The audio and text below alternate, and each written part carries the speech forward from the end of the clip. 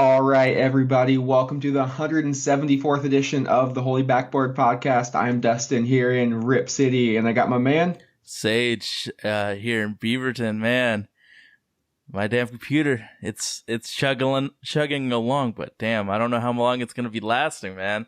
Took me way too long to get all this stuff started. Do you have the Got Pau about, Gasol of PCs right now? bro. I expected this to go for another few years, but then I thought about. So I've recorded every Holy Backboard on it, and it's been about 5 years. And then I had it a few years young. Oh, so this is like an 8-year-old computer. Okay, now I understand, and I've always appreciated this computer because it's helped me create a lot of stuff. But it's like 8 years of good service. Thank you, computer. I just wish you were a little bit faster now in your old age. I mean, you're on your second contract. This is the end of your second contract, my man. So keep pushing along so we can get to our third contract. Then I can find a younger Anthony Simons type of PC to replace you. I mean, that's what happened to me this summer, too. I had a Mac for 8 years, and it couldn't handle the latest software update. Crapped out.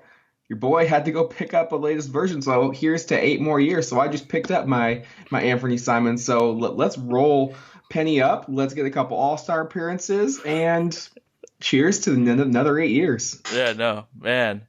But I'm hoping this one could last another season, man. Just another season of hard work and, that Hank Hill mentality of hard work and, hopefully you get promoted one day. Come on, computer. Can you believe we're finally here? We've had FanFest, we've had training camp, we've even had preseason, but it's really, really here this week. NBA basketball starts in about 48 hours, probably about 72 for the Blazers on Wednesday, but it officially tips off on Tuesday. The Blazers play Wednesday. They open it against the Denver Nuggets. The two teams have seen a lot of each other. Sage, is this the best time of the year or what? Absolutely. And then you got college football, if you're into NFL football, and then the World Series is going on. A lot of good sports right now. Dude, it's finally here, man. It's awesome. I mean, yo, man.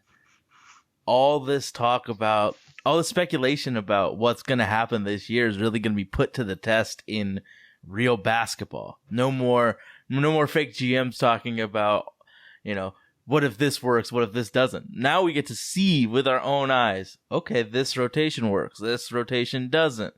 What's our finishing five? Okay, this is what Stott sees. This is what I think. It's live, man. I'm hyped.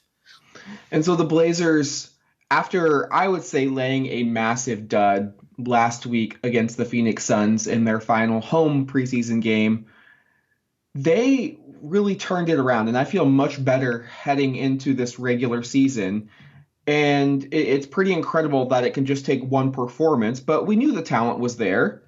This team is the deepest Blazer team since 2000, and they've quite frankly looked disinterested against the Suns, and to me that was alarming for a plethora of reasons that we detailed last podcast. So if you took a listen and you were wondering, why were we being so harsh on this team? It's because the Western Conference is so difficult that there really is no errors to really dick around, to be quite frank. You need to be locked in for 82 games. And with the talent level across the board for probably 8 to 10 teams in the Western Conference, the margin for error is razor thin. So really, the team that screws up the less, the team that doesn't stub their toe as much, probably going to be looking at a really sweet playoff seed come April because everyone is just loaded. Everyone had a fantastic summer. I don't think you can really look up and down the top 8 teams in the Western Conference and said, "Oh, you guys had a pretty subpar summer." No, every GM in the West really just raised everyone else up, killed it. Put all their chips in the middle and said, "We're going all in, baby."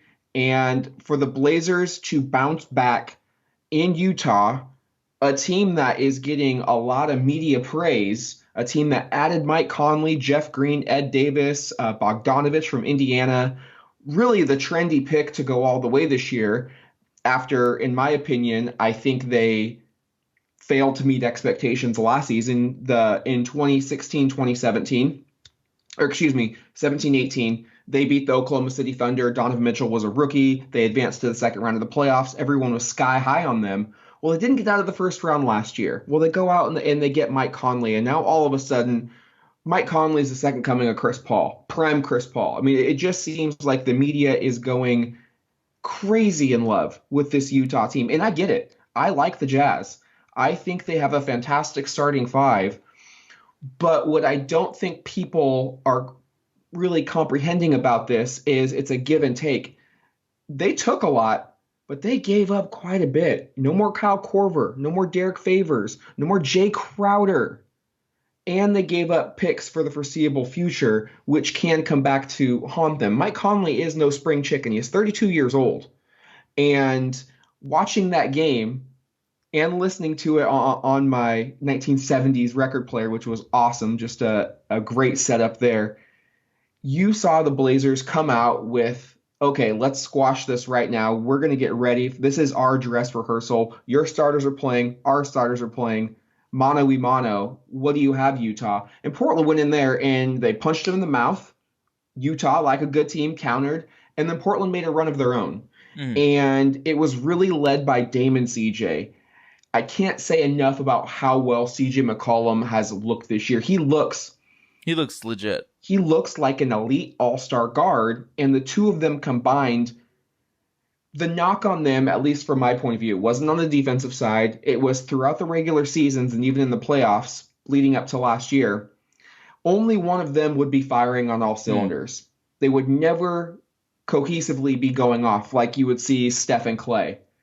They started to pick that up in the postseason, and it transitioned over into this preseason game. They had 53 points on an absurd 19 of 28 shooting from the field. If Portland can get that type of production from them, and let's face it, those are outrageous numbers, but if Portland's going to contend, especially in the West, and especially without Yusuf Nurkic for quite some time, they're going to have to play that type of ball. But they showed they can do it. They were very in control. I didn't see a shot that I didn't like. They got their teammates involved. They each had 4 assists, and it was beautiful. It really put me at ease going into the regular season because this team looks capable. On paper, it is an amazing roster, but it was nice to see them, I think, take it a little bit more seriously. I know vets and veteran-laden teams don't like the preseason, but there's a certain, I think, I don't even know if this is the right word. There's a certain mindset you have to approach it because you can't just flip that switch. So it was nice that at least for one night they said, okay, we're going to silence the doubters a little bit, especially the Jazz, because we knew they're going to come after us. And we're going to show them that we're still a good tier above them. I was really impressed by, I think Damon CJ absolutely killed it, but I think while Hassan Whiteside was playing, he did a really good job. When he came in that second rotation, the Jazz were on like a pretty serious run, and he put a stop to it. I mean, it wasn't a coincidence that as soon as Hassan Whiteside came in, the Blazers went on a run of their own, sparked by his rebounding. And Rudy Gobert was in his feelings all while Hassan was in the game. So, like, he was that third guy that I was like, oh, I feel confident in him. And then he rolled his ankle on Dame's foot. But for that rotation, Hassan Whiteside looked great with the defense. And, Rudy Gobert's like a top 5 center, rumored to be like in the tier of elite. So it was like to see Hassan just get in that ass. It was really nice to see. I mean, I looked and he had the second highest plus minus after he got hurt. So he was definitely putting in that work. CJ McCollum was first, but Hassan was second. It's great to see because, the people have had some mixed feelings on Hassan, to just see him produce really well against a very, very high quality center.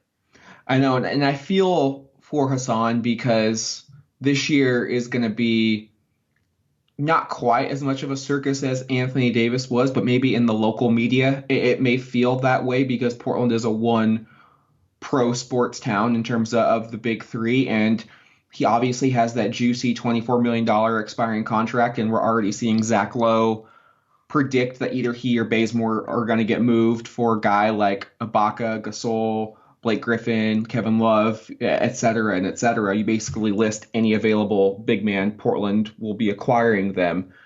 And I was a little tough on Hassan, especially from what I saw in those first three preseason games. And he did play well against Gobert. He's never going to put up a lot of points. Yeah, What I I mean, it's just a different type of center than what people are used to. And what I have noticed is he is efficient, though. He was 5 for 5 against Denver in the opener at Memorial Coliseum. He only took 4 shots, but he had 5 points. He had 11 boards. What you want him to do is block shots and rebound. And Mm-hmm. when he blocked shots, the team was able to get out on transition. And what does he say? We got shooters. And when you get shooters, open shots in transition, those type of plays are just backbreakers for the opposition. And if he is able to just be a big, thick body down low, I mean, you're going to need Hassan to go up against guys like Jokic, Joel Embiid, Zion Williamson. You're Rudy just Gobert in the regular season. absolutely, you're going to need a big guy because, like it or not, Portland is extremely thin up front. We really only have two traditional for big men, post players, in Zach Collins and Hassan Whiteside. Outside of that, you're looking at Pau Gasol, who they're definitely taking the slow process with him. He has already been ruled out for opening night, and he is 39 years old. He has a lot of wear on those tires. So he is going to be a spot player. I don't anticipate him getting a lot of minutes this regular season. And then you're looking at a two-way player in Moses Brown, who last year was just at UCLA, who has played well in training camp, obviously, because he earned that second two-way spot. But I think if we're relying on Moses Brown to play rotation minutes, that's not a good No, indicament no, no, no, no, no, no. of how the season is going in Portland. So the Blazers are going to have to just tread water and stay afloat until they can get Nurkic back. And just even having him has a big body. I think everyone's understanding that he's not going to come back and produce right away. It may take a couple months. It may take until the following season. But just to have that other body will be huge. So it'll be interesting to see how the Blazers can navigate those waters, because that is my biggest question mark for this team is what happens if Hassan continues to sprain that ankle. I mean, it seems like he's almost like Andre Miller in the sense like he's always spraining something. The difference with Dre was that his ligaments were seemingly made out of rubber and he would just come back in 2 minutes later. Hassan is a big guy. He's got a lot of weight on those limbers, and if he goes down, where does Portland look? Yes, we have Scal, and I forgot to mention him. He has also played pretty well this preseason, but he's still thin. Tolliver's Yeah, more of a perimeter threat. Hezonja is thick, but again, he's more of a point forward. So we just I don't think he could handle, you know, traditional bigs posting him up. exactly he's more suited to guard the 1 through the 3 rather than the 4 and the 5. So really, a lot of Portland's hopes and dreams are tied to Hassan Whiteside. And I know that's probably not what a lot of you want to hear, but we got to pick this guy up. When he plays well, we got to cheer for him. And I think he is kind of a guy like Kevin Duckworth was, in the sense that you can't pile on him. You're going to have to continue to encourage him. And I think that's what Dame's going to do. And I really liked what I saw against Utah. Obviously, they rested a ton of players against Denver the following night. So really, opening night and this opening stretch of season is going to be really indicative of, I think, how the season is going to go with Hassan Whiteside. Now, I'm not going to let Hassan off the hook that easy, because he does have a juicy $24 million expiring contract, which means the Blazers have an incredibly great asset that they can trade. And if Hassan, for whatever reason, isn't living up to their expectations, they don't think he's motivated enough, or it just isn't a good fit. Look, we've seen this before with other players coming in free agency. You just don't know. It's not a homegrown player. You're basically hoping they can fit with your system. If for whatever reason it doesn't work, that's a good asset. I mean, he is a very likely tradable candidate. Absolutely. And he's going to have to kind of self-motivate himself. Like, I don't think it's fair to rely on Damon CJ and coach to police Hassan. Hassan's got to get up in the morning and say, okay, I'm going to dominate today. Like let's get it. And I do think that's there. And I think with Hassan, it's almost like a domino effect. If certain things start going well, the sky is the limit. Mm. On the flip side, though, it could go the other way. I feel like we've been spoiled as NBA fans with the Warriors having considerably the perfect roster, and we haven't had a team win a championship with a major flaw in a long time. Most teams have major flaws. Ours is our big depth and rotations. I'm cool. I trust Hassan Whiteside to produce. So if our weakness is Hassan Whiteside and Zach Collins, I feel pretty good about our weaknesses. It's the people behind them we might be scared of, but like that, I feel good about our guys, man. Zach Collins has a potential to blow up this season. I mean, that most bigs in that third year see a sizable bump, and he's always going to bring it defensively. He's always going to have that IQ. So I'm cool with it. Again, if there's injuries that happen, that's where it gets kind of nerve-wracking. But let's pray for no injuries. Like, I mean, shit. If Hassan goes down, Skal Labissiere, it's your time to shine. Like, I bet you Skal is out there hungry as a motherfucker, ready for that chance to shine. And looking at Hassan, I think Blazer fans, myself included, be patient. This is the first regular season game that Dame and CJ have played with him, and they really didn't get a lot of time in the preseason either. I mean, you're probably looking at maybe 50 minutes on the floor max they played together. And it, by all intents and purposes, what was meaningless basketball because it really doesn't count. So I think we would all do ourselves a favor if we just wait for a pretty good sample size before we all hit that panic button if it does come to that. Now, I don't think we can sit back and say everything's going to be fine, and we can call it out when we see something happening. But let's at least give this through the new year. Let's see how this team gels together. People are forgetting that the Blazers' strong suit was their cohesiveness. They had the same roster year over year. And you're kidding yourself if you don't think that helps teams win games. Teams with less talent can win because they have more chemistry. Have you ever played rec ball 5-on-5 and you go up against a team that maybe you outsize, you have more athleticism than them, but they know how to play with each other. They know where each other likes the ball. They know each other's strengths and weaknesses. Give these guys some time. It doesn't mean that Hassan is the perfect fit or that he and Nurkic are going to coexist after Yusuf returns. But until Yusuf returns, this is our guy. And I think we need to do him a solid and give him some time. Like I've already seen so many trade rumors, and it's just crazy. The season hasn't even started. So let's see how it plays out before we just decide to throw in the kitchen sink and push all our chips in the Blake Griffin basket. And luckily for us, damn near all good teams are dealing with a lot of fluctuation within their roster. So it ain't just us that's dealing with it. I mean, Denver, the team that we're playing day one, is the only team that has continuity, really. So I don't see, Kawhi Leonard meshing with Pat Bev and Lou Will day one. All of this is a process, and the more years that you're together, the process gets a lot easier to execute. I mean, I think I said this last pod, but remember those Spurs and how the Parker Spurs and how they used to rotate defensively? That shit took years to develop. It ain't day one. All of this shit's a process, and this is the team. This is the squad. Of course, we can make a trade, but it ain't happening yet, so we have to make the best of what we've got.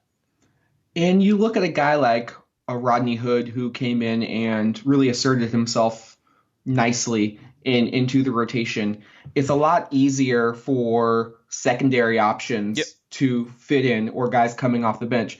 We're essentially asking Hassan to replace what was our second or third best player last year and take on a lot of those responsibilities that come with being the second or third best player. He is responsible basically for our interior defense, anchoring and rebounding.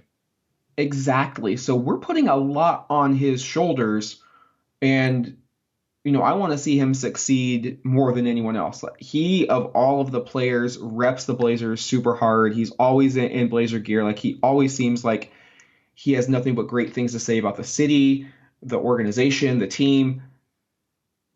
I really want to see this work out, Mm. and I'm excited. I think he has been kind of going probably a little bit half speed in the preseason, but he is 30 years old. He's a tenured NBA veteran, so With a flat tire right now with the ankle. exactly. And it's going to take him a little bit of time, but I think as long as I see the effort there and as long as you see the sparks, the what can be, those type of moments, I think you just got to let it ride a little bit. But you mentioned, Sage, when you were talking about the flaws of a roster, and you said it was kind of the backup to our bigs. One area of strength I think we have is Zach Collins. Mm. And yourself included, were pretty rough on Neil 2017 draft night. We Mm. were not super thrilled with that pick, and he's had his moments. Obviously, the postseason against Denver, where he kind of came out of nowhere, had a couple of big blocks, and he was part of that finishing five. But he has looked like a completely new player on the offensive end, a lot more confident.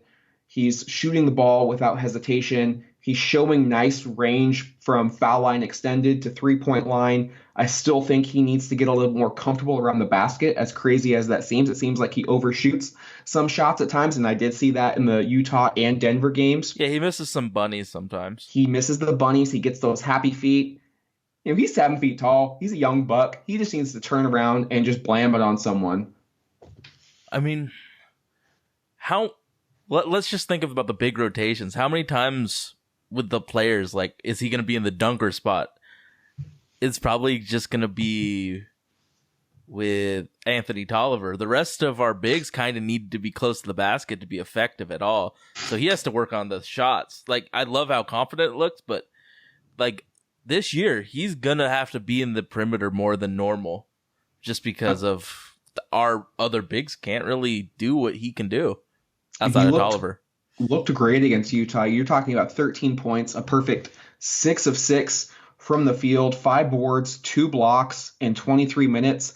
His weak side defense Fantastic. continues. Yeah, it is fantastic. There are no more superlatives that we can roll out that we haven't already said about his defense. Once he and Hassan get accustomed to playing with one Mm. another, I do think it is going to be scary. But we do need to give this team time. The first 20 games are incredibly difficult, very road heavy, and we're incorporating a lot of new faces, a lot of new roles with this team.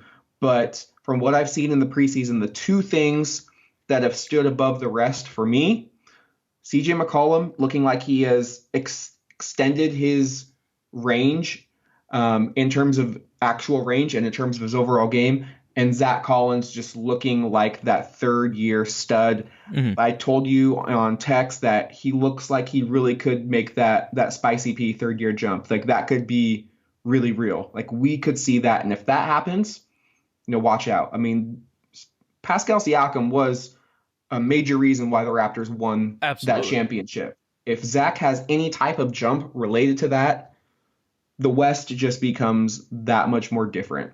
Something I saw on Twitter that was interesting. Let's say Pacers wanted to trade Sabas for Zach Collins. Would you do it? I wouldn't. And I know Sabonis is a better player at this point in time, especially on the offensive end. But what Zach Collins brings defensively, like we don't need a ton of offense. Dame Nope. and CJ are two of the best guards. They are elite offensively, historically, all time. Like that is one of the best backcourts offensively in the league's history. You've also got Rodney Hood and Kent Bazemore who can provide firepower. I'm not too worried about the offensive end of the floor. Mm-hmm. What Portland lost in Al-Farouq Aminu and Maurice Harkless was defense. Zach Collins is the rare NBA player who is a two-way threat. Mm. And he's 7 feet tall. He can guard fours. He can bang with fives. He can go out on the perimeter. He can switch. He can help weak side. He has an incredibly high basketball IQ. I honestly think that would be a disastrous trade for the Trailblazers just because of what we would be losing defensively. You're looking at Zach Collins that just gives Terry Stotts so much flexibility as a coach in terms of the rotations. You can pair him with Hassan and the 4-5. You can bring Mario in at the 4 and play Zach at the 5. Zach just looks like he's ready to make that Jermaine O'Neal type of jump. Like, I know everyone's been hyping up Anthony, and for good reason. He has looked very well this preseason. To me, if Portland trades any of their young players, I think Zach has the best chance to turn out to be that Jermaine O'Neal all-star type. And you have to trade. If you trade for Sabonis, you have to pay him next year. We have another year plus of waiting, and Zach will be on that cost-controlled contract. Then we have to pay him. So here's another question: if Domantas Sabonis had any other name, do you think he would be as coveted by Blazer fans? He's very good. Like if he was just named Mario Hezonja, would the Blazer fans be like, oh God, we gotta have? I think a lot of it is because the last name is Sabonis. Yes, a good player. He's a very good player though. The last name, the I don't want to say nepotism, like the last name kind of matters. I get nostalgia. That. It's absolutely nostalgia, and it's gonna happen when LeBron James's kid gets in the league too. Everyone's gonna want to have his, you want that legacy, yeah. And I get it, but I think. And do you think Sabonis would work with Nurk back and then our two guards? That's a lot of people that need the ball in their hands. Zach Collins is great because he doesn't need it to be effective because he has defense and rebounding. Where would that defense and rebounding come from in the starting 5? Nowhere. So, I mean, I think Sabonis works if you can bring him off the bench. However, that would require us keeping Zach Collins. Indiana's not stupid. They're not just going to give him away for nothing. You have to give to get. It just doesn't seem like it's a really good trade match. Mm-hmm. I think he's going to Boston, if I had to guess. I think that Indiana. That Brown for Sabonis trade has been a rumor for years now. Indiana might be dumber than I think if they make that trade. But, man, like, Zach and Hassan's potential defensively could be so special. And would you change the system around defensively since we have two really athletic centers? Or would you keep it as a stot system where you basically fall back on the pick and roll and force the guards to take mid-range jumpers? What would you do with our two dynamic bigs?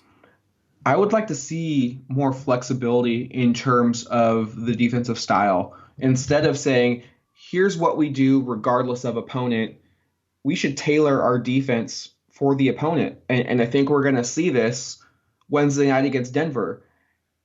If we are going to drop back on Jokic, he's going to make it rain from 3. He attempted like 3 or 4 threes against us in the final preseason game within the first 4 or 5 minutes of the game. I mean, that was a clear, basically tipping of the hand that Mike Malone basically gave us for free. And if we're not jumping on that intel and using it to our advantage, shame on us. But if you're going up against a guy like Gobert, obviously sag back. Yeah, I think it depends on the type of big we're playing. And there are going to be nights where I think we're going to get just absolutely flamed. Like Embiid could be a potential nightmare against us because he can do both so well. And this is why I like Zach Collins, because he has the athleticism to close out quickly, to also cover the paint, help a weak side. It's just he's going to have to stay out of foul trouble and really play smart. He's definitely bulked up, so I'm not as worried about him playing a bigger center. So Zach's that rare breed of big that can help defense, post defense, pick and roll defense. He's got it all. So I don't know. Maybe this is the year that we go really aggressive since we have Hassan as well defensively. I get Nurk wanting to not use him in a hedge situation, but we got a guy that is an athlete now at center. I would like to see some more hedging, especially if like Bradley Beal, for instance, is going off. We should probably send the double a few times. Yeah, it's going to be tough with Hassan because you want him like Gobert around the rim protecting the goal. But if we look at Denver, with they're going to run the Murray Jokic pick and roll to death. To death. Yeah, they'll pick and roll us to death. Honestly, and we'll preview this game a little bit later. I would be surprised if Hassan gets a lot of run in that game because we can't allow Hassan just to hang back. Even if the coach tells him to hang back, Murray is too good of a shooter. Jokic is too good of a shooter and decision maker when he gets the ball in his hands. We need, to, like you said, to hedge. We need to play tough. And, thankfully, they don't really have a secondary big that is just going to punish you. Paul Millsap is a very good player. Would you put Hassan on Paul Millsap and put Zach on Jokic?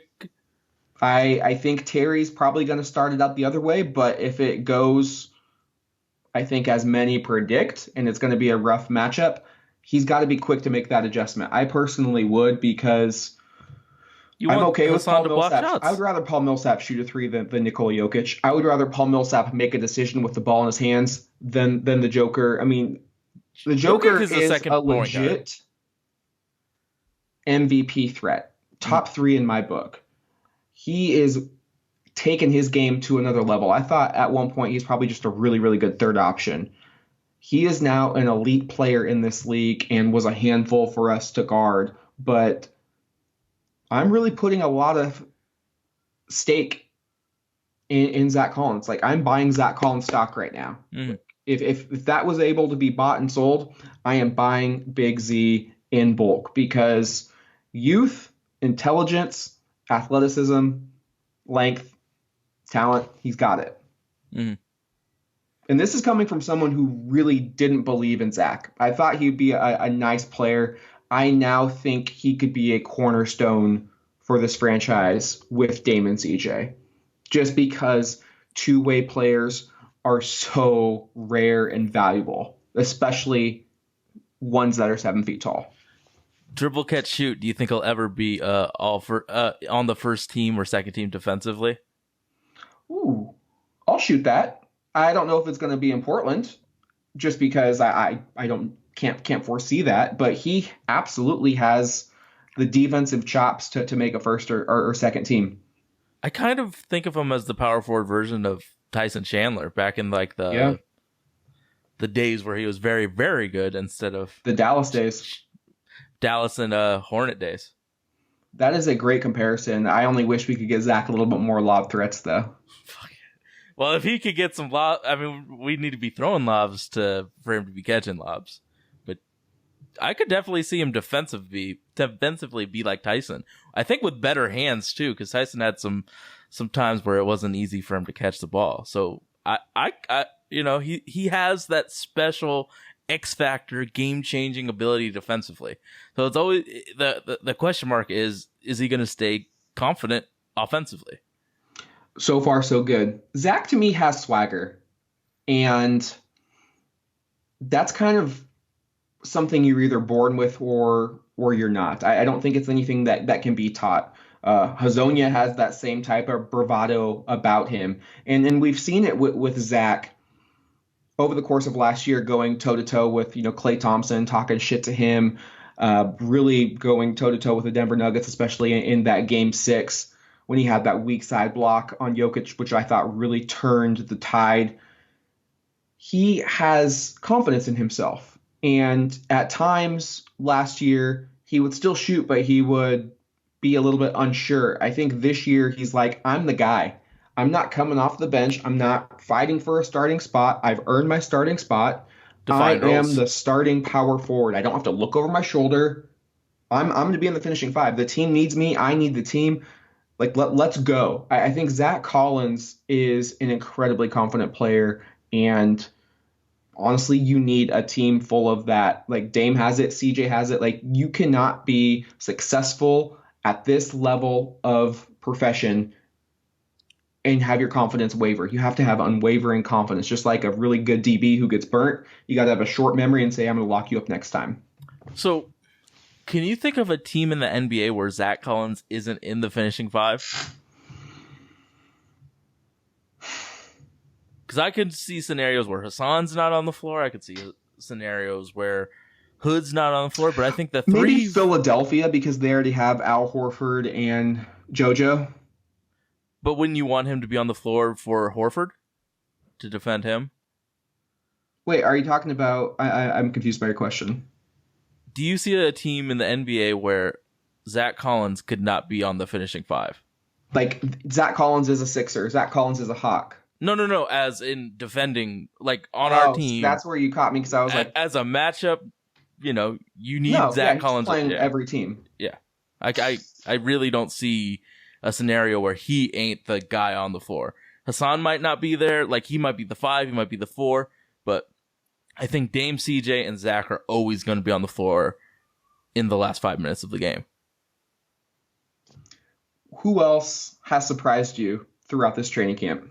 I think Hezonja's athleticism and the way he can break down the defense has surprised me. I know that I've said on places that I wish Penny had the ball more, but to see that he kind of he can do the role of an Evan Turner on a second unit is pretty exciting.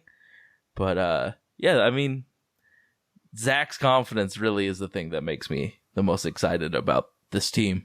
So looking at Mario, I think we're already starting to see the benefits of him playing under Terry Stotts and him playing the green light and the freedom in a role with little to no pressure. You're coming in off the bench. You're the 7th or 8th man. You're not the 5th overall pick anymore. The franchise isn't depending on you. You're not playing in Madison Square Garden.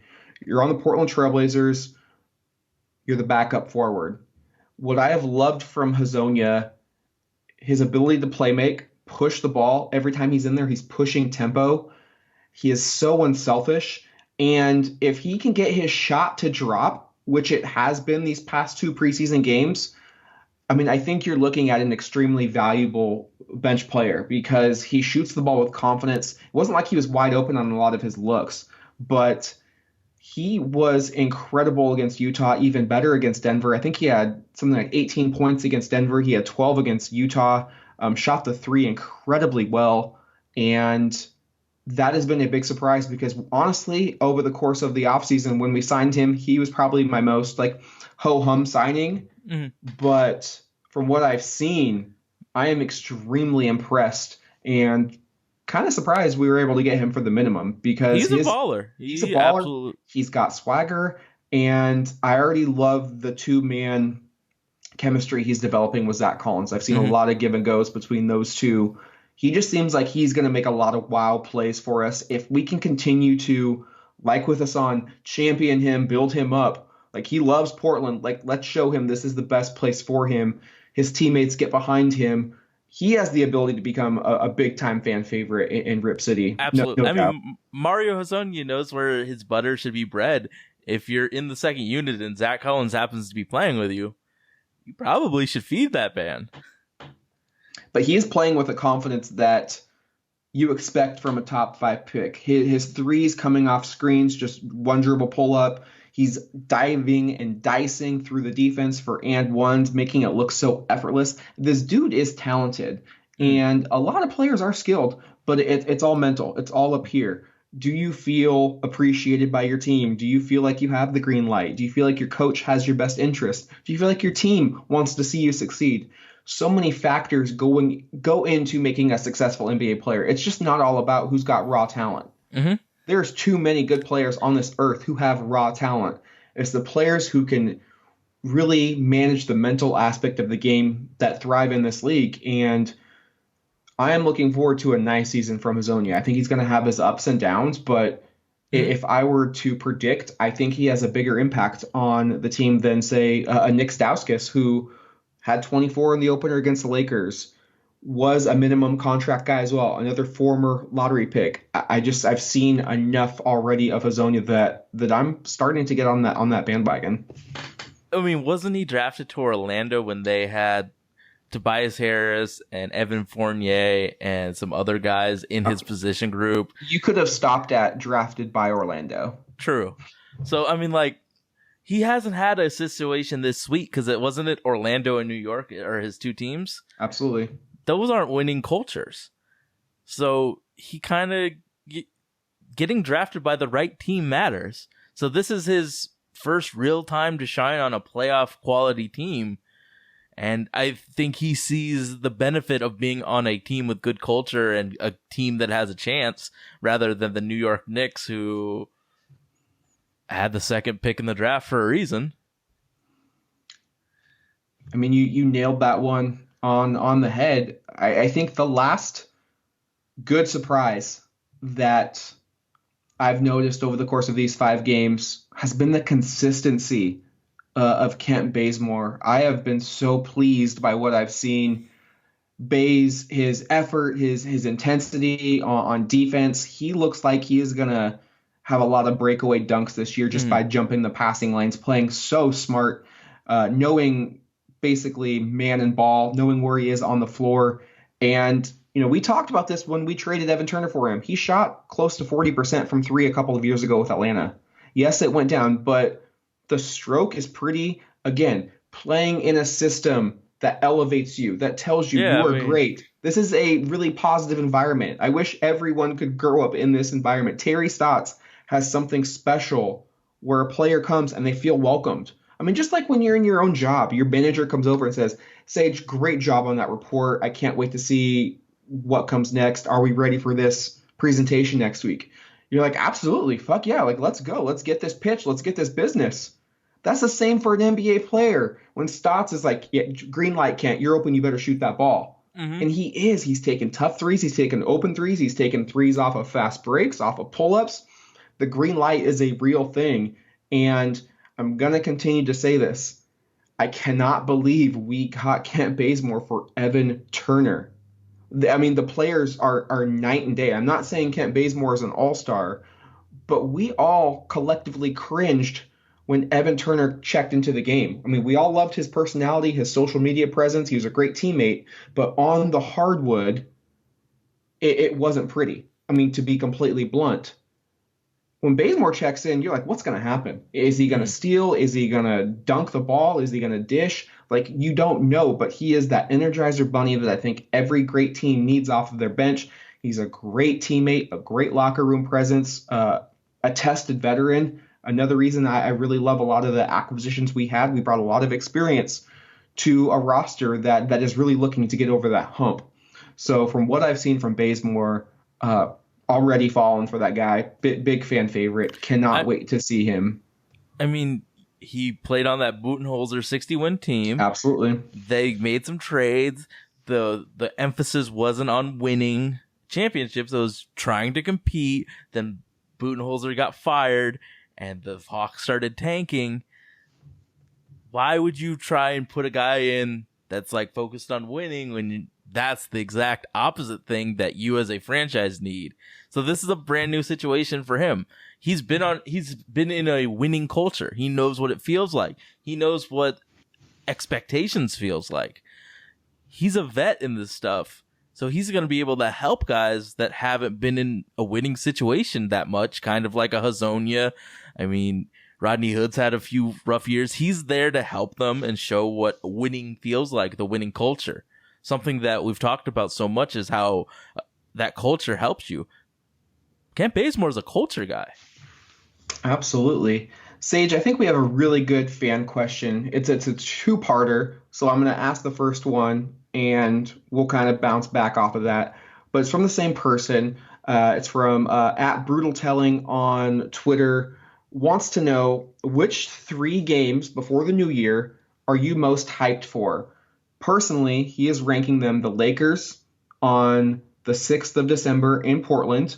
Got tickets. The second one, the home opener against the Denver Nuggets this Wednesday. And 3, 12-23 versus, hopefully, Zion Williamson and the New Orleans Pelicans. You'll always see Drew. What are your top 3 games? And then I'll give you mine. Opening day, obviously. Sixers versus the Blazers November 2nd, because it's my mama's birthday and she's coming up for her that. And shout out Mama Sage and shout out 70s Night. Yep. So her birthday. So I am selling my current tickets, and we bought some better ones, which means I'm closer to the court. So I'm always hyped about that. And then to see the Drew Holiday led Pelicans. That's a good rotation. Yeah. I broke mine down home and away just because I felt like we would get some overlap, especially from our fan question, and I knew who you would choose as well. The Pelicans is an easy Easy guess. cheesy, yeah, yeah. For me, the top three home games, Denver opening night. I mean, come on. It's the home opener. It's the 50th anniversary. The court is going to look sweet as hell. It's a team we've played, God, 7 times in the I kind of postseason. feel like Denver, Portland is kind of like how the NFL tried to make the Baltimore Ravens, Pittsburgh Steelers a thing back in like the mid 2015s. Remember the Ben Roethlisberger and like those good ass middle linebackers, and then the Ravens have Ray Lewis and Ed Reed. Like that's what I've kind like the vibe I'm trying to feel. I'm like we've played each other 7 plus 3, like 10 games in the last, 12 possible games. We've seen this team a lot, and though that rivalry is brewing, we ruined their season. We absolutely ruined their season. This is going to be probably the most competitive division in the entire league. It's a game you absolutely cannot drop if you're Portland. It's going to be awesome. The second game, I am going to be taking Matt to the 12-28 Lakers game. I have tickets to that one, so that's why I chose that over 12-6. And the last game for the home slate, 12-18 versus the Warriors.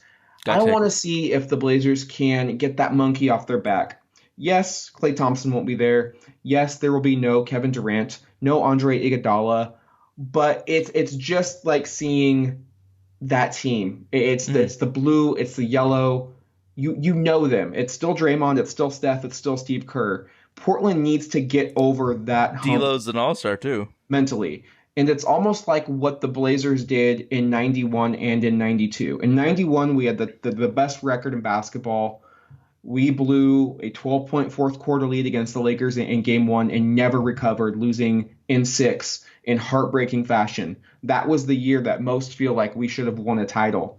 Well, the following year, the Lake Magic had retired. James Worthy was on the mend with injuries, but they still had Byron Scott. They still had Vlade, and they still had Mike Dunleavy, and it was still the purple and gold. It was a 1 versus 8 seed, but we still wanted to kick their ass. We needed to get that off of our back, and we did, and we went all the way to the championship series against Chicago. Portland's going to face Golden State twice before the new year. We need to let them know that they no longer have that mental basically hold over our minds. I mean, this is the team that consistently eliminates us out of the postseason. So I want to see the Blazers outclass them, out talent them, and show them you're going to be below us in the standings. I don't care what happened last year. This is the 2020 season, and we are frankly better than you. Bonus game though, 11-13 versus the Raptors. If you haven't been following Drake Serial, she is a local artist born in Toronto, now lives in Portland, just did a art show at Laundry down in Chinatown. I bought 4 pieces of her work. She is going to be doing the game night poster. So she has a lot of Toronto ties, does a lot of great artwork, obviously lives in Portland. So I cannot wait for that game day poster. Gonna have to get in line pretty early to get that one. So that's why that is a bonus for me. Good shot. Looking at the away games, first and foremost, it starts 10:25 this Friday against Sacramento. It's probably going to be their home opener. I think this is going to be a litmus test for the Trailblazers because in the past they have lost these types of games to teams like Sacramento on the road. Teams that probably aren't going to be in the playoffs but can give you hell at home. A great team finds a way to win. The toughest team to play, in my opinion, is a young team with a lot of confidence who hasn't faced adversity yet. They haven't even got kicked in the nuts enough to know So that they ain't still shit. have all of these hopes and dreams of making the playoffs. It's not March where they're already out of the playoffs and they're already thinking about going to Cancun. No, they really believe they can still make the postseason. That is going to be a tough-ass game. So that's why it's on my list. I also have 11-18 at Houston. Dame, Russ, must-see TV. Ooh. How are the Blazers going to defend Harden and Westbrook? How are Westbrook and Harden going to even interact with each other? If it's anything like the preseason, it's already looking like a train wreck for Houston. But either way, Houston is going to be a team that Portland is battling for home court advantage. And last but not least, the day after Christmas, December 26th, in Utah, another team that is a division rival that Portland, if they can steal a road game against Denver or Utah and protect home court and win those season series, that to me could be the difference between 2 to 3 playoff seeds just because of how close it's going to be. The more tiebreakers you can get, the better. So that is really on my list and what I'm looking forward to. Totally different thing, but I was thinking about it. The importance of Hassan Whiteside. Don't we have 2 of the top 3 centers in our division with Joker and Cat? And then we got Gobert, and then Steven Adams isn't a pushover either. I mean, I would say, yeah, we probably got 3 of the top 5 centers in the league. That just shows how important Hassan Whiteside is. Steven Adams is not a pushover. I mean, thankfully, Enes Kanter more than held his own, but Adams is a beast. And you're not. That's the thing about this league. The talent level to me is at an all-time high. You cannot take teams lightly. And Steven Adams isn't the guy that's about to tank either. I mean, if that's he ain't about that. No, he's not about that life. They're going to have him fighting. We played the Thunder quite a bit over the first 20 games as well. Speaking of the first 20 games, same fan at Brutal Telling on Twitter wants to know, what is each of our projected win-loss records for the team after 20 games? What's the 20th game so I can look at it? Spurs? 20th, Friday, November 29th, Chicago Bulls at home. So while you look that up, I had... What's the date again? Oh, the 25th, right? 29th. Chicago. Oh. Okay, the second Chicago. Pro tip, go to Basketball Reference. They list out the games in numerical order. So I was just able to... I was looking at my app, and I'm like, motherfucker, I got to count to 25?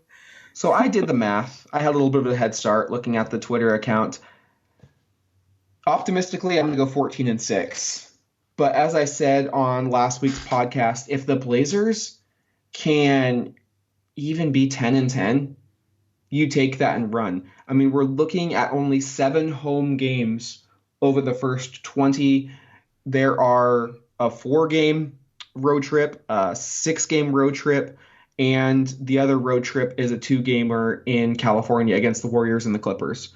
So it is going to be tough basketball for the Trailblazers, but I really believe in Dame and CJ. I believe in Zach. I think if they protect home court, 14-6 to me feels on the very optimistic side. But again, if it's 10-10, I would be happy with that as well.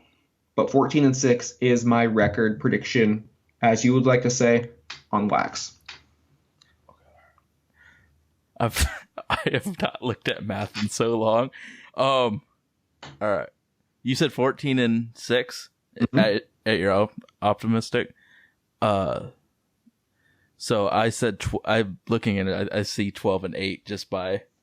We play a lot of away games to start. A lot of away games. A lot of tough away games. Yeah. 12-8 ain't bad though. I mean, you want to look at some of the teams we play. We have to play Sacramento twice in Sacramento. We already talked about why that is a tough game. They are not going to be eliminated from playoff contention. They're going to be riding high.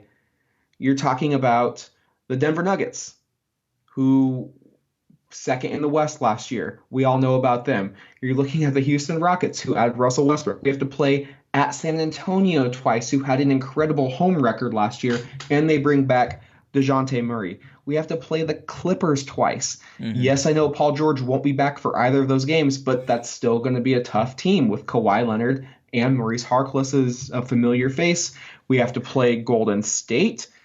In Golden State, we have to play the Philadelphia 76ers. By the way, the defending champs come to Portland. Kyrie and the Nets come to Portland. We have to play the team with the best record last year in basketball in Milwaukee. Remember, they beat us by like 60 points in Milwaukee last year? Yeah, it wasn't pretty. This is a disgustingly tough first 20 games of the season. So anything above 500, you take and you run and you get healthy and you kick ass after All-Star break, which is our MO. All right. Stage, it is finally here. We get to make real predictions on real games that matter. It's been quite a long time. The slate of games we will be predicting: Blazers open against Denver. Then they hit the road for the first of four against the Sacramento Kings on Friday, October 25th at 7. And then Sunday in Dallas on the 27th at 4 p.m. Let's kick it off with the game that everybody's anticipating. The two teams don't like each other. It is Portland. It is Denver. It is nationally televised on ESPN. The Blazers are going for, this is a record, I believe, 19 straight home openers. They have won 18 straight, dating back to the 2001-2002 season. Your boy will be in attendance. I got Olga, I got Mom, I got Dad. I have been at the last 13 wins. I'm ready to make it 14. And as I mentioned on last week's podcast, had the game been played this week, I wouldn't have predicted a win. I did not like what I saw against Phoenix. The team kind of turned that tide around against the Utah Jazz, which we discussed earlier. So I'm feeling a little bit better. Sage, what are you looking for in this game? Obviously, the big change is going to be no Cantor, insert Hassan Whiteside. Everything else is the same thing for the Denver Nuggets. They did upgrade their bench and got Jeremy Grant from the Oklahoma City Thunder, who the Blazers are also familiar with from last year's first-round series against OKC. So what are you going to look for with teams that know so much about one another? Are we assuming Hassan Whiteside's 100%? Oh, yeah, he's going. I know he's going, but do you think he'll be as... I'm not a doctor. I have no idea. I have no intel. If he's a hundo... I think if we're making our prediction based on whether Hassan Whiteside is 100% or not, probably doesn't bode well, because I don't think he's going to be 100% the majority of the season. It seems like he's just going to be one of those guys that just always is going to be gutting through injuries, and that happens. So it's tough, man, because this team, the Nuggets, have been together forever, so they know what they want to do. We are have the betting lines gone out yet? Because I don't think we're a favored.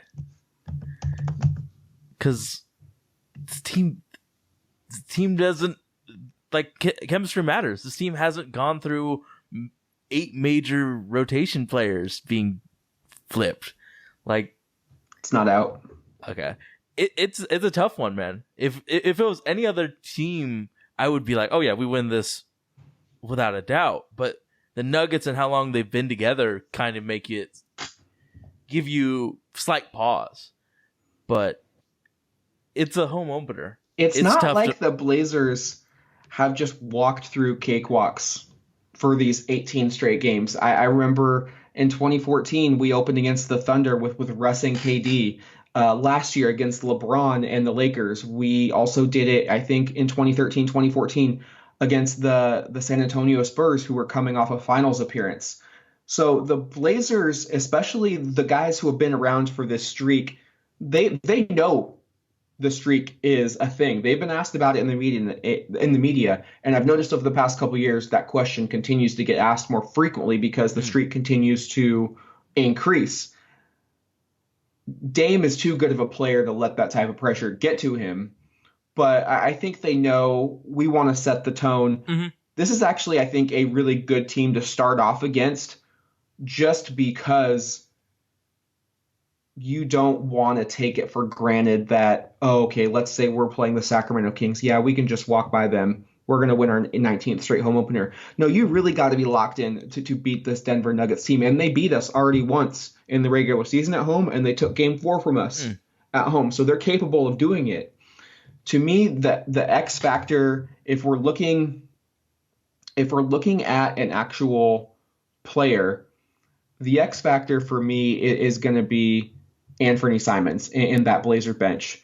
Because in the regular season, Monte Morris, Malik Beasley, Will Barton, they had probably the best bench in basketball.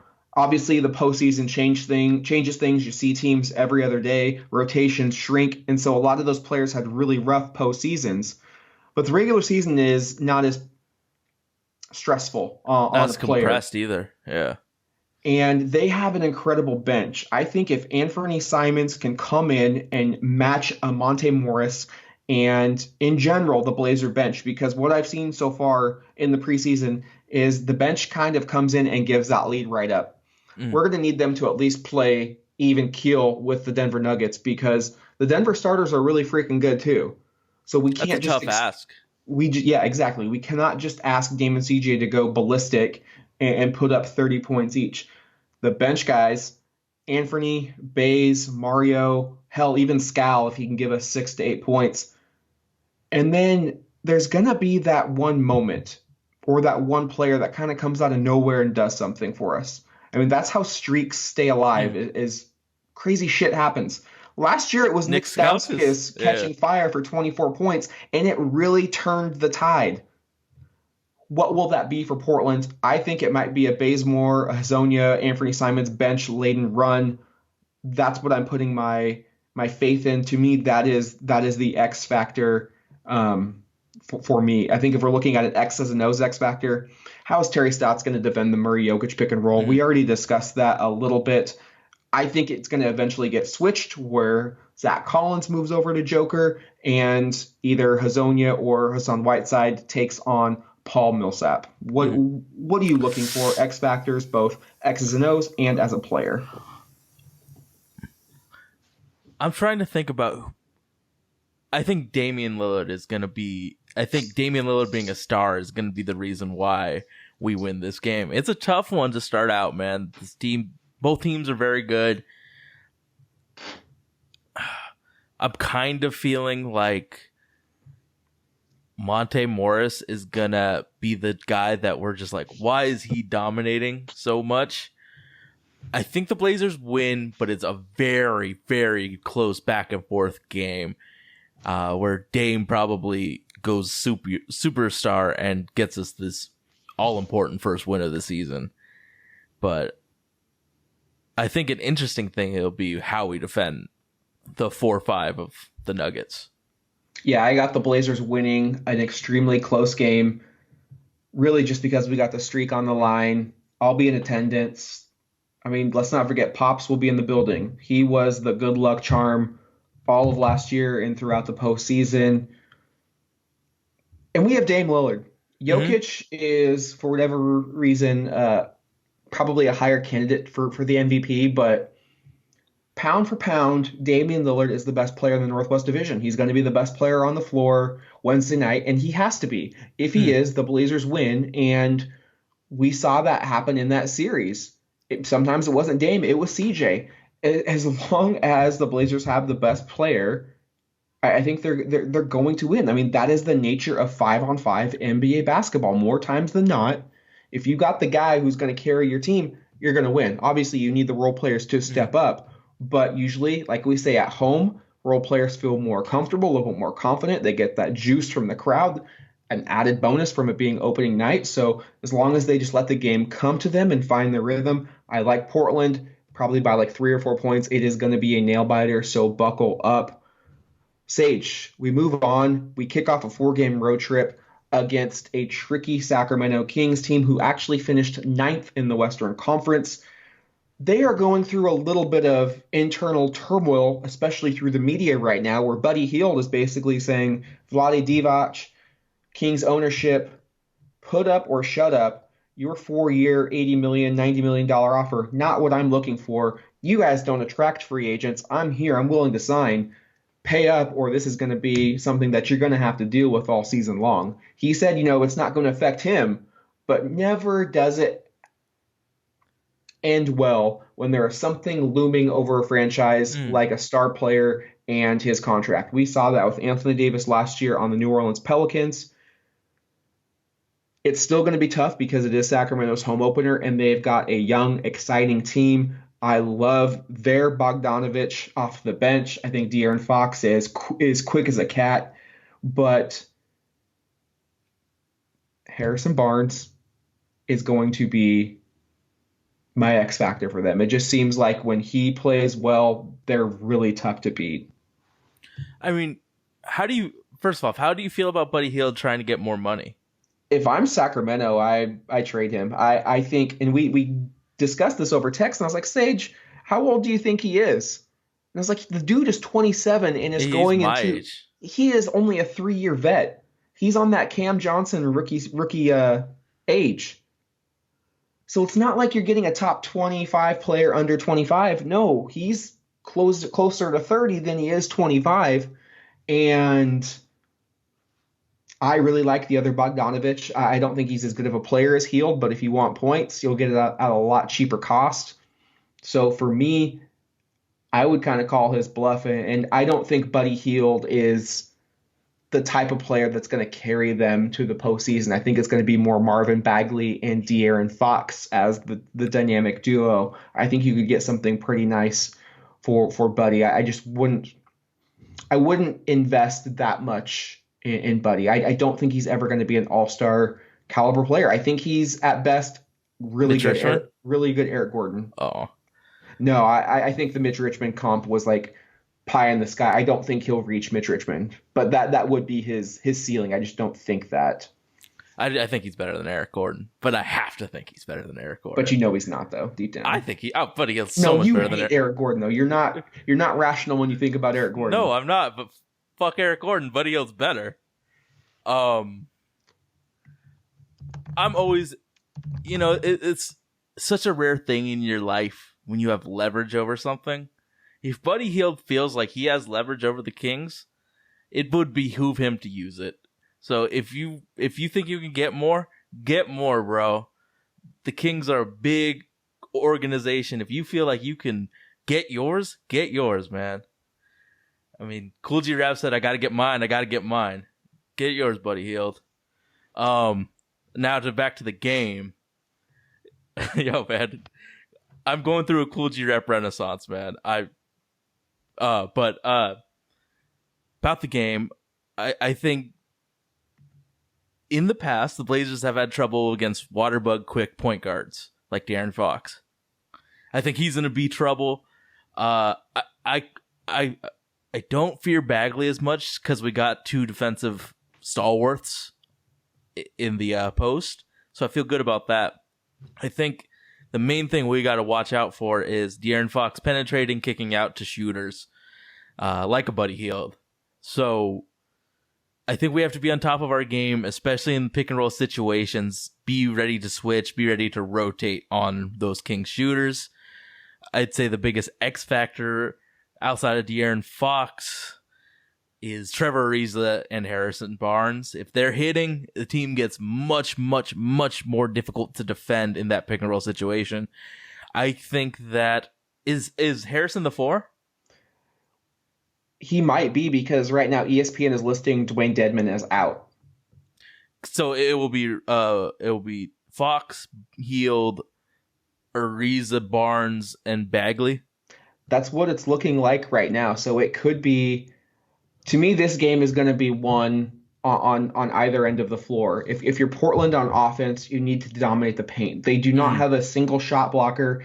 They really don't have a single defender that you're like, oh my God, I got to watch out for. Portland needs to play bully ball in this game, not settle for threes. This needs to be a game where Dame and CJ dissect the defense and live in the paint, much like you said De'Aaron Fox would do for the Kings, drive an addition.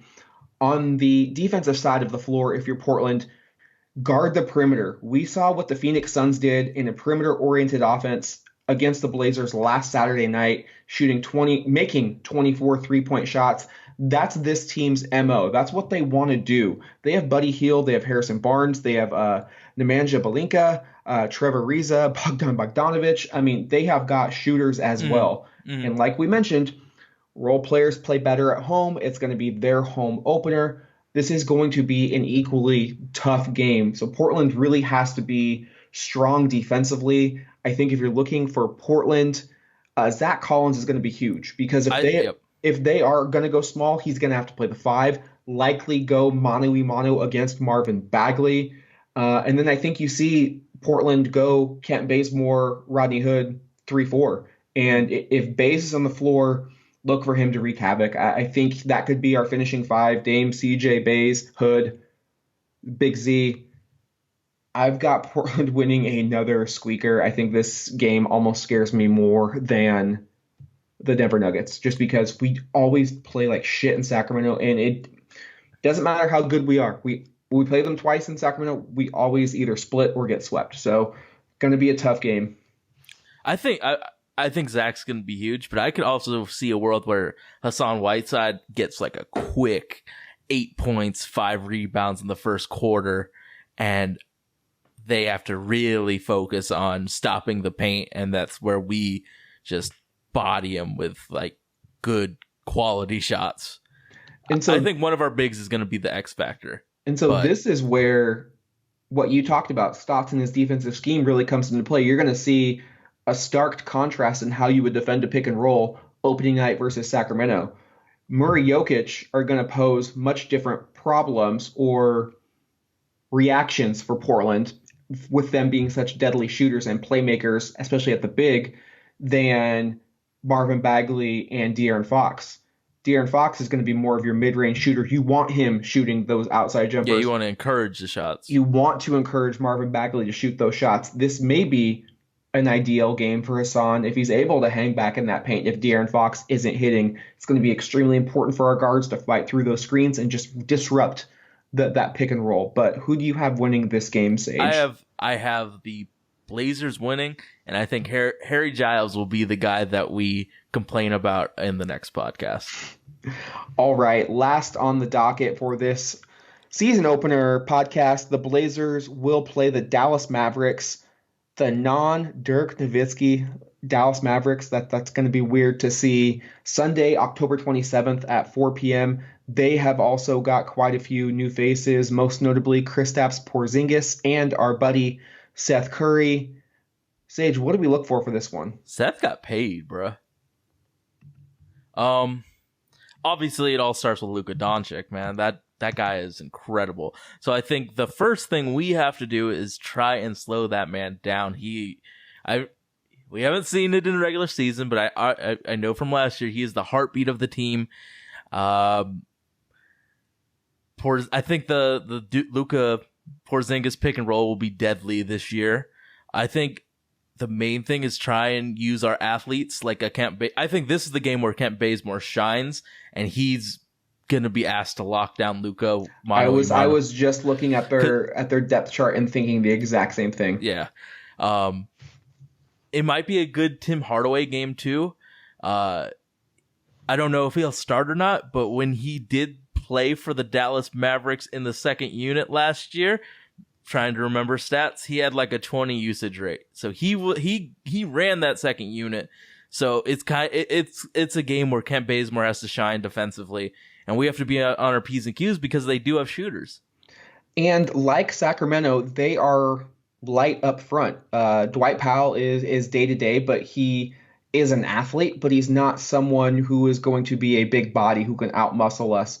Obviously, Kristaps Porzingis hasn't played in almost a season and a half. So once again, we're asking Zach Collins, okay, you've got maybe Jokic, at least Millsap opening night, then we're going to have you on Marvin Bagley, and then Kristaps Porzingis. So we're going to test Zach Collins a lot. And I think the game is going to hinge on a couple of factors. One, how well can Zach Collins defend Kristaps Porzingis? Two, who is going to guard Luka Doncic? As a rookie, he had his way with this team. Mm-hmm. We were 0-2 in Dallas last year. This is a 53-win Blazer team that dropped 2 games in Dallas to a lottery-bound team. And then 3, how do we play at our pace?